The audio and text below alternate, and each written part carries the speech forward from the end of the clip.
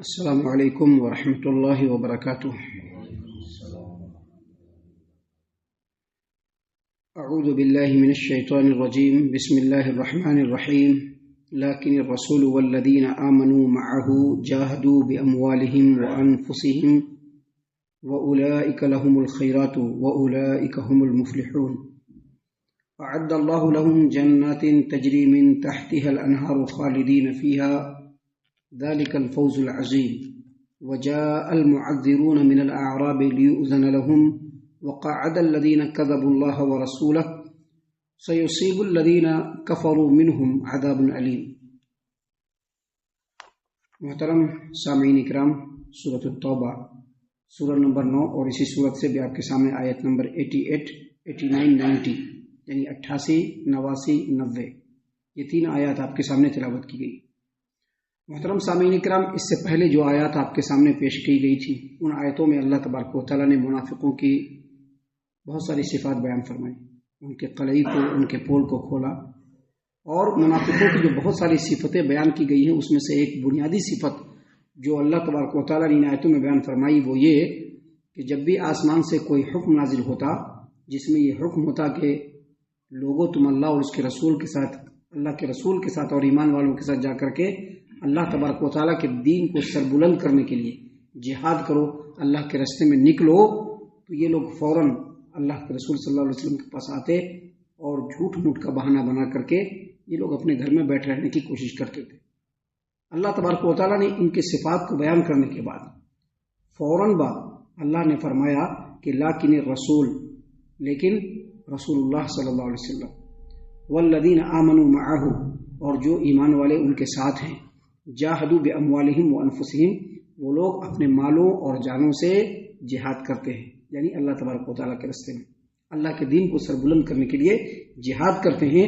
وَأُولَئِكَ لَهُمُ الْخَيْرَاتُ، اور یہی وہ لوگ ہیں جن کے لیے خیرات ہے، اور آگے فرمایا وَأُولَئِكَ هُمُ الْمُفْلِحُونَ، اور یہی لوگ کامیاب و کامران ہیں۔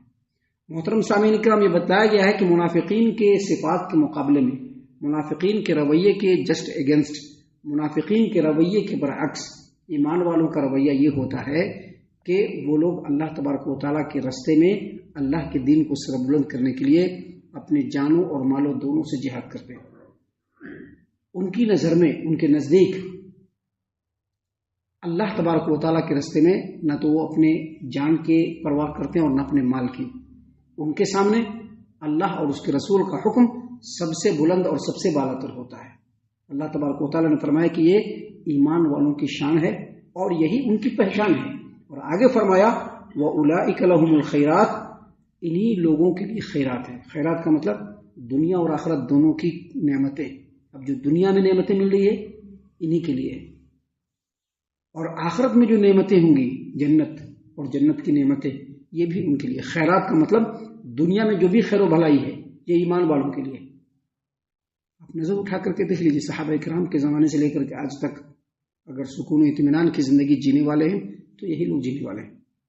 وگرنہ جو دنیا پرست ہیں، چاہے وہ غیر ہوں یا سو کالڈ مسلمان ہوں، آپ دیکھیں گے کبھی بھی ان کے زندگی میں چین و سکون نہیں ہے، نہ نیند کی سکون ہے، نہ کھانے کا سکون ہے، ہمیشہ 99 کے چکر میں، ہمیشہ 99 کے چکر میں۔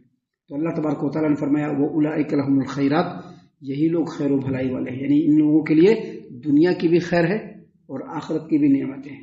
اور آگے فرمایا وَأُولَئِكَ هُمُ الْمُفْلِحُونَ، یہی لوگ اصل میں کامیاب و کامران ہیں، فوز و فلاح پانے والے ہیں۔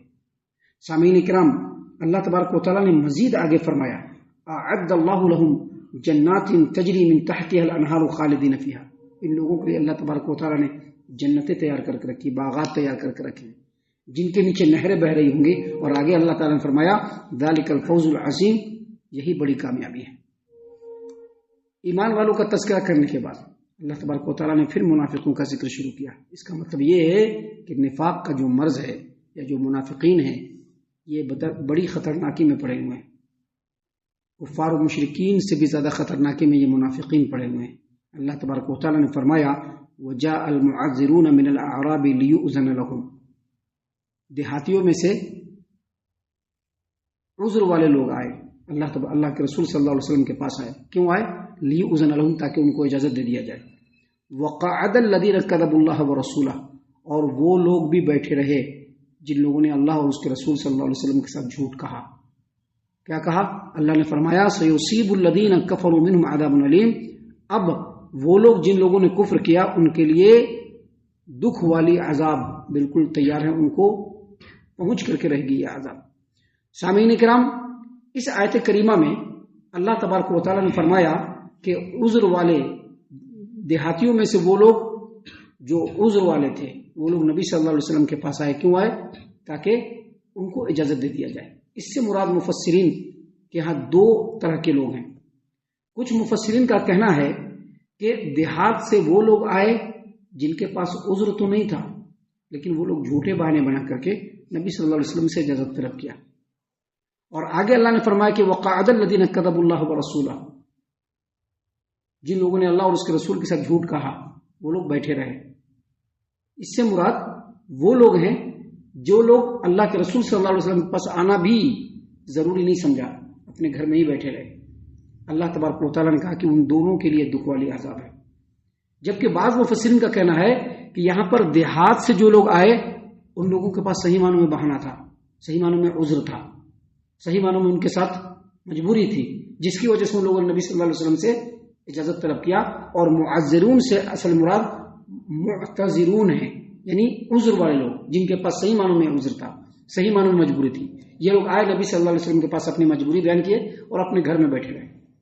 اور وقعد الذین کذبوا اللہ ورسولہ سے مراد وہ لوگ ہیں جن لوگوں نے جھوٹ موٹ کا جو ہے بہانہ بنا کر کے نبی صلی اللہ علیہ وسلم سے اجازت لے کر کے اپنے گھر میں بیٹھ گئے۔ اللہ نے فرمایا کہ جو پہلے قسم کے لوگ ہیں وہ صحیح معنوں میں عذر والے ہیں، ان کے لیے عذاب نہیں ہے، لیکن جن لوگوں نے جھوٹ بول کر کے بہانہ بنا کر کے جہاد میں شرکت سے اپنے آپ کو روک کر کے گھر میں بیٹھے رہے، اللہ نے فرمایا سیصیب الذین کفروا، ایسے کافروں کے لیے جو ان میں سے کافر لوگ ہیں ان کے لیے دردناک عذاب ہر حال میں پہنچ کر کے رہے گی۔ سامعین کرام، آگے اللہ تبارک و تعالیٰ نے اس سلسلے میں اور بھی باتیں بیان فرمائی ہے جس کو انشاءاللہ کل اور کل کے بعد کے درسوں میں ہم بیان کرنے والے ہیں۔ ہم اللہ سے دعا کرتے ہیں کہ اللہ تعالیٰ ہم تمام کو ان تمام باتوں کے اوپر خوب غور و فکر اور تدبر کرنے کے ساتھ ساتھ ان باتوں کے اوپر عمل کرنے کی بھی توفیق عنایت فرمائے، آمین۔ اللہ تعالیٰ ہم تمام کو صحیح معنوں میں پکا سچا مومن مسلمان بنائے، اللہ اور اس کے رسول صلی اللہ علیہ وسلم کی اطاعت و فرما برداری کرنے والا بنائے، صحابہ کرام رضی اللہ عنہم کے طریقے پر چلنے والا بنائے، جنت الفردوس میں جگہ عطا فرمائے۔ اے اللہ ہم تمام کو جہنم سے پناہ دے، اے رب العالمین ہم تمام کو جہنم سے پناہ دے، اے مالک الملک ہم تمام کو جہنم سے پناہ دے، آمین یا رب العالمین، وما علینا الا البلاغ المبین۔ تبارك الذي نزل الفرقان على عبده ليكون للعالمين نذيرا